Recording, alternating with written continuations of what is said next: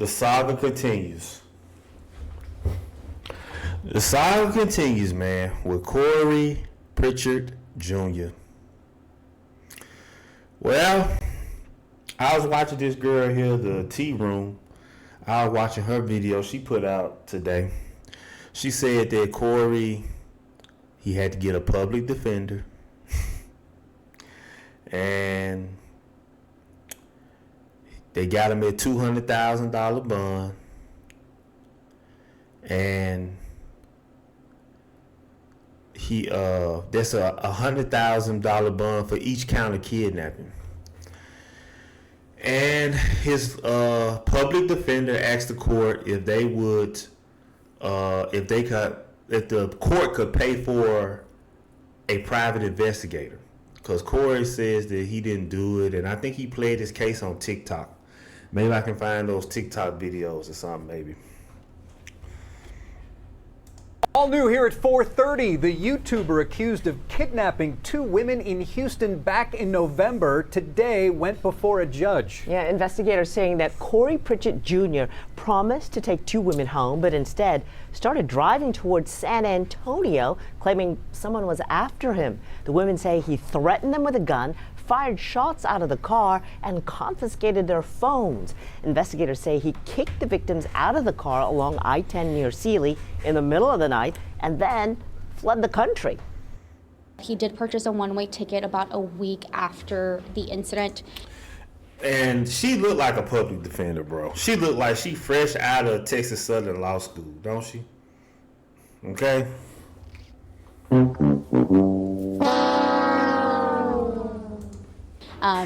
Posted on social media he was starting a new life in Dubai, and then I think about last week he flew back into Houston, and that's when he was apprehended. Pritchett, who posts about his family, music, career, and more, has nearly 4 million subscribers on YouTube. He's now being held on $200,000 bond. But I would check out my people with Law and Crime. These my people right here. Law and Crime. They got a new video they put out today. So let's check it out. A new update in a case that expanded from Texas to Qatar. Look, come on, Daddy. Come on. Can't get over here. My car was not ready, but you're not ready. Remember him? That's YouTuber Corey Pritchett Jr. Now, earlier this year, we reported that Pritchett allegedly kidnapped 2 women in Texas. He later hopped on a nearly 20-hour flight all the way to the Middle East, but not to Dubai like he once flaunted to his millions of social media followers. I moved to Dubai. The people just want me. Feel so good out here. My kids, listen.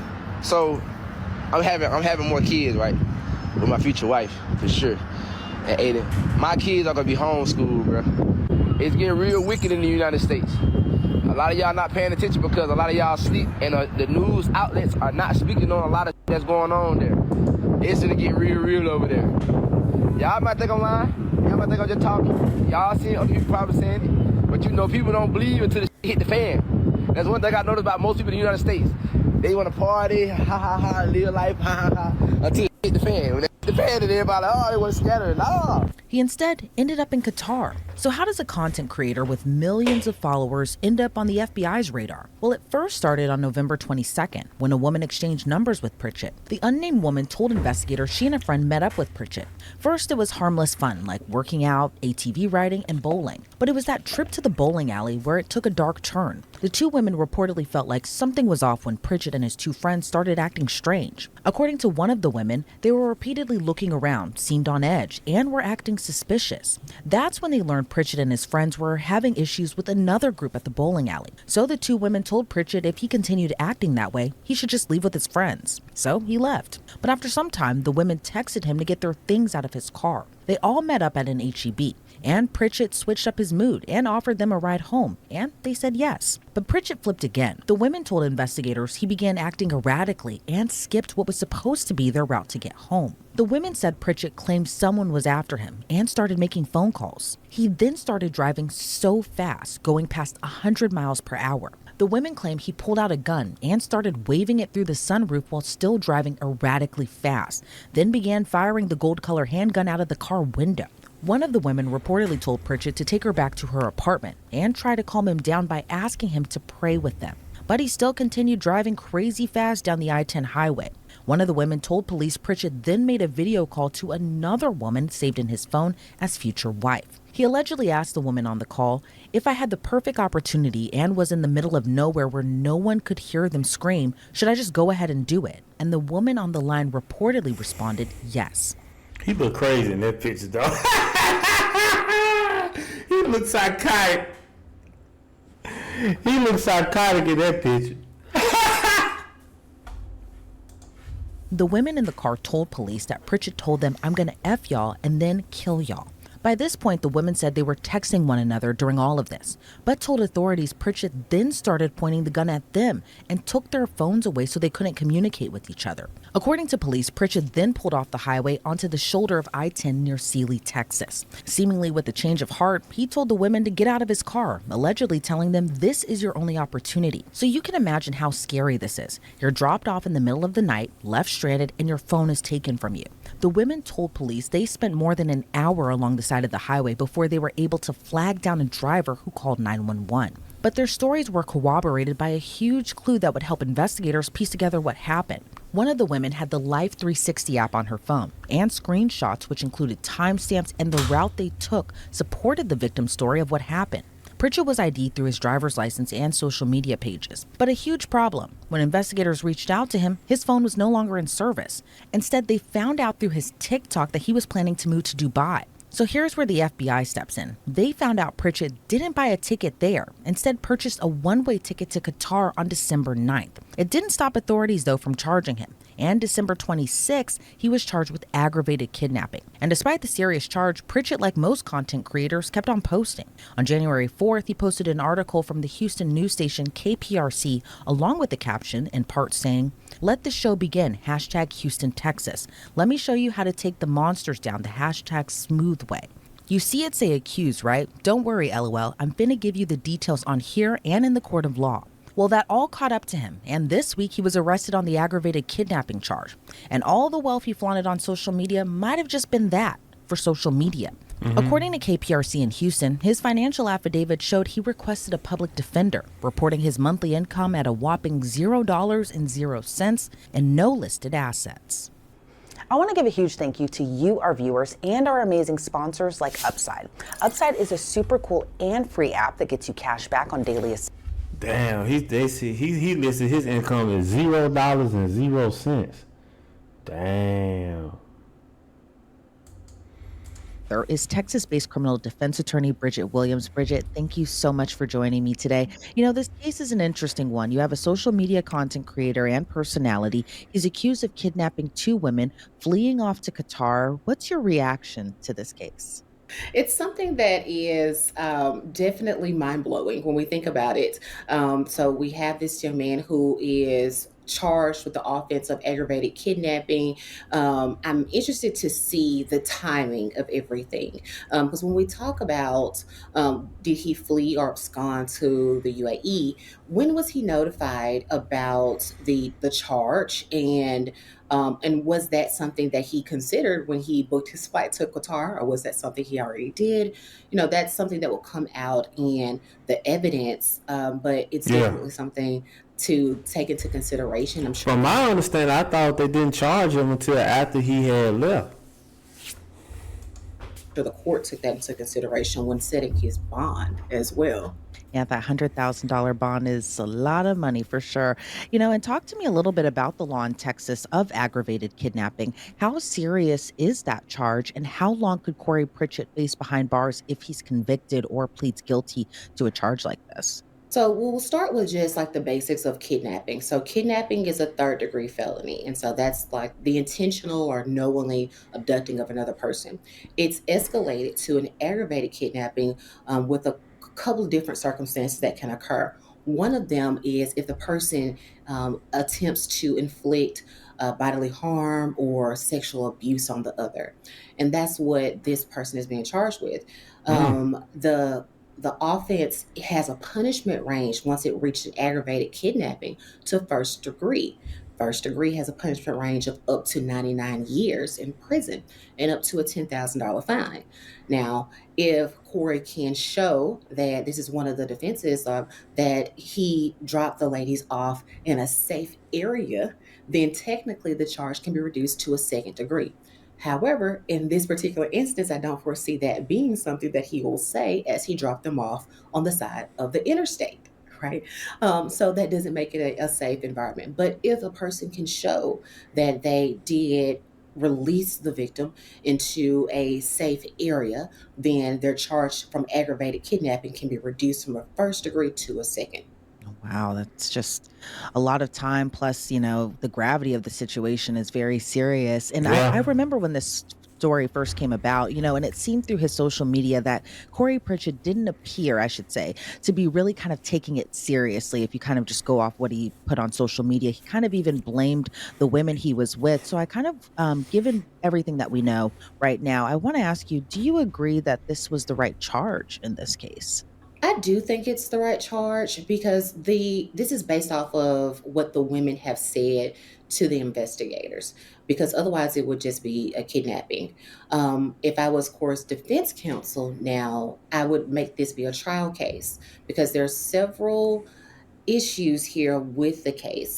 So it could be it's a interesting portion for this particular case. So the first thing to think about is that the women voluntarily got into the vehicle with him, and that's Yeah. going to be something that defense counsel raises. Now it transitions, and this is the arguable part here is that it can transition into a kidnapping when the women have stated in their testimony with investigators that he pointed a gun at both of them and stated in some very colorful language that he was going to sexually abuse them and then even kill them. And so that's when it transitions into an aggravated kidnapping at that point.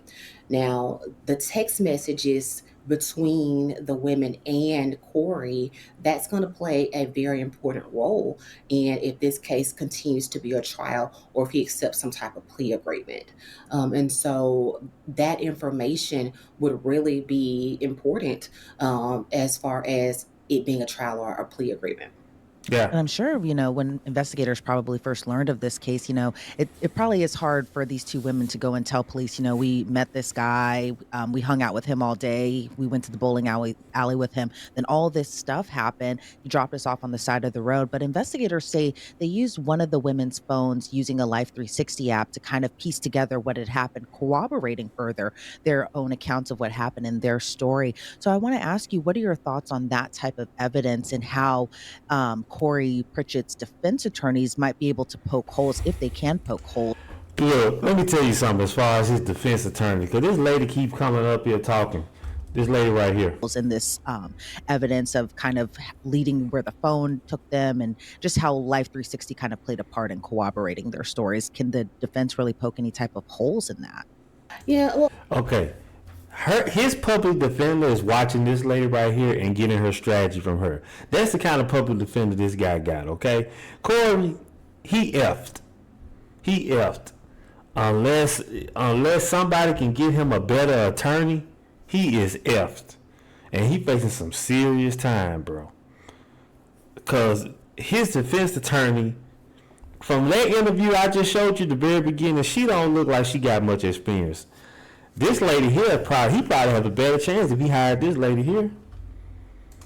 I'm not completely sure how Life 360 app works. My understanding is that it can be a GPS tracker, which allows for people to be able to track the phone location.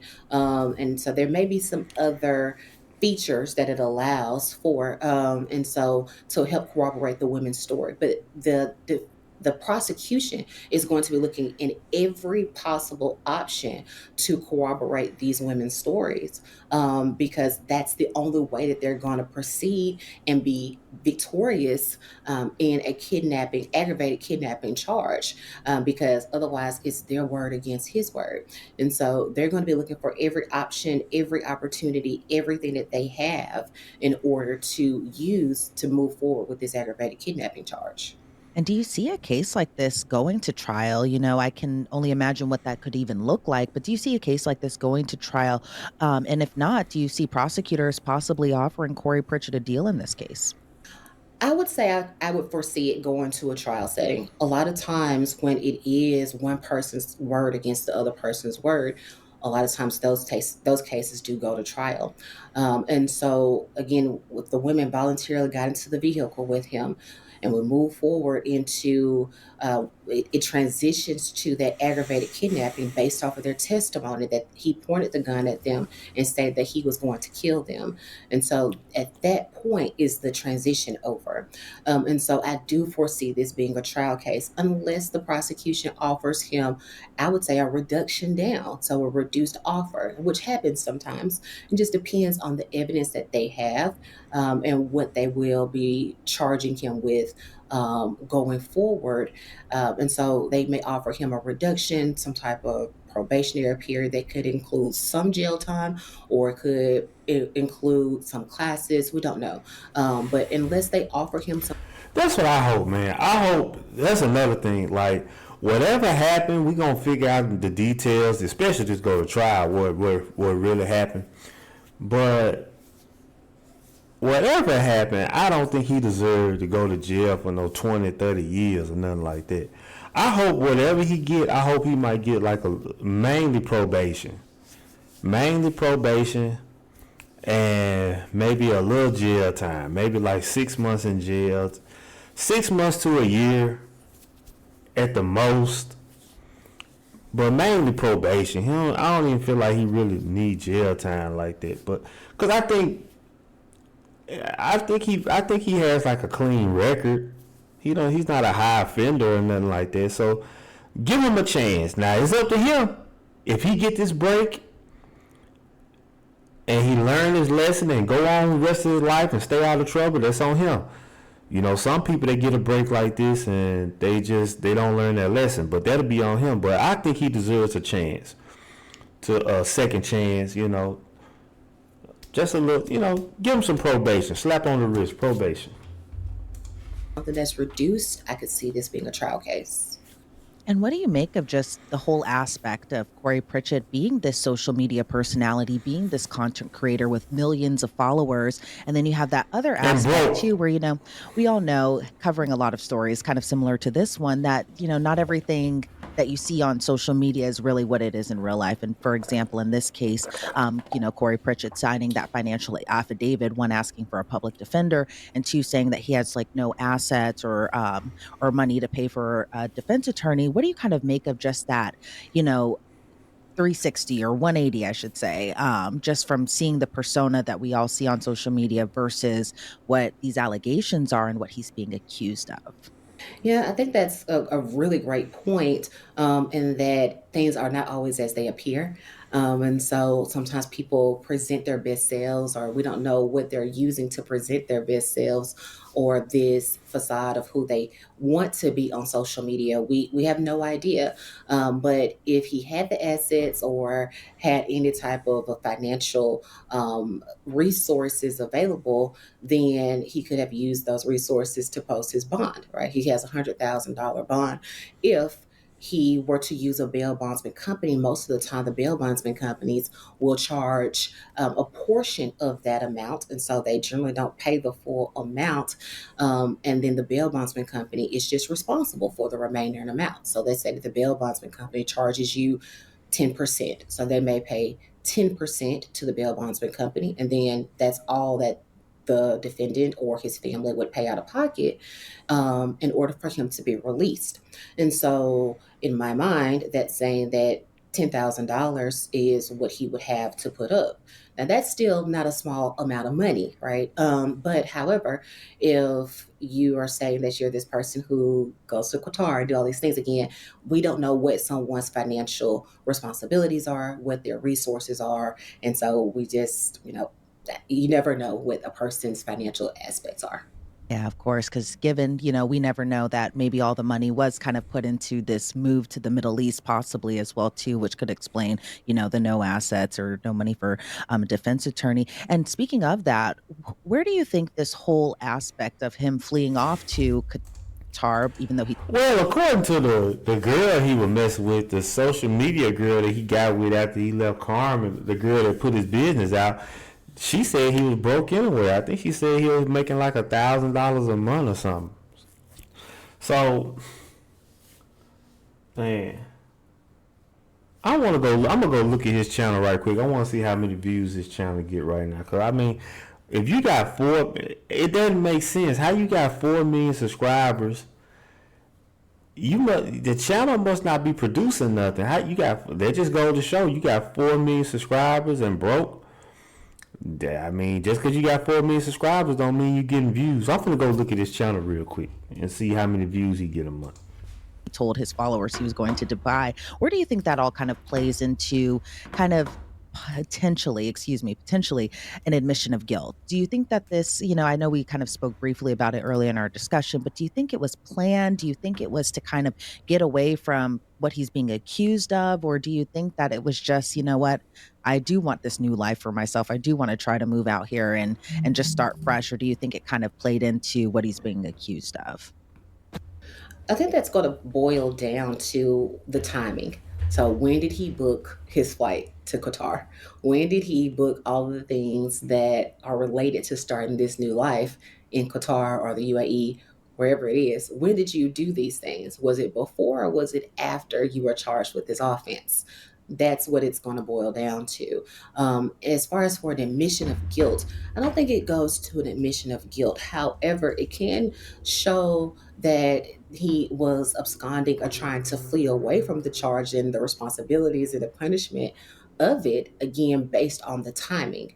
And so best believe if I was a prosecutor, I'm going to be bringing that up in a trial setting. I'm sure that they brought that up in the bond setting, which is why his bond is what it is. And so that is information that can be brought up in a trial setting. Now, again, if that flight or all of the plans that he made happened prior to the charge, then defense counsel is going to say, well, this is just plans that he made for him to better himself and his career, right? And that's something that it just centers around the timing. And I guess we'll have to wait and see how this all continues to play out. Bridget, I want to thank you so much for your time today. But before we sign you off, though, where do you think this whole entire case goes from here?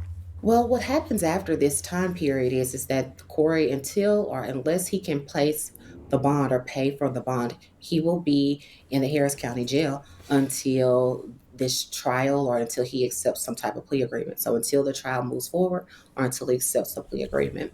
Now, that could be anywhere between now and years from now, honestly. The defense counsels can file something for a speedy trial if he is sitting in jail and cannot make the bond. So they can file that. However, that still can be another year or so. We don't know how long that could be. And so these trials don't happen immediately. And so it can take some time. Yeah, and again, going to have to wait and see how this all continues to play out. Bridget, again, thank you so much for your insight into this case. I really appreciate it.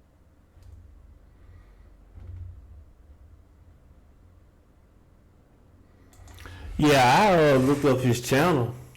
It's saying in the last 30 days, his channel got 383,000 views. I don't know how much is that how much does that transfer? In generally speaking, I'm sure 383,000 views. That should transfer over to more than $1,000. So I don't know what's going on. I think at one time I remember him and Carmen, I think they might have signed up with some company. You know how you can sign your channel over to some company or whatever, and they pay you or whatever. So I don't know. But his channels, I don't think he really posted nothing on it.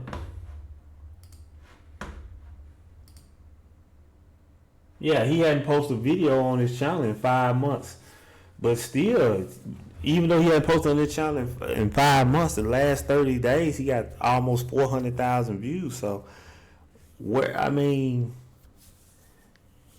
don't know. He ought to have something. He ought to have a little change. I don't know. But the saga continues. We'll see what happens next.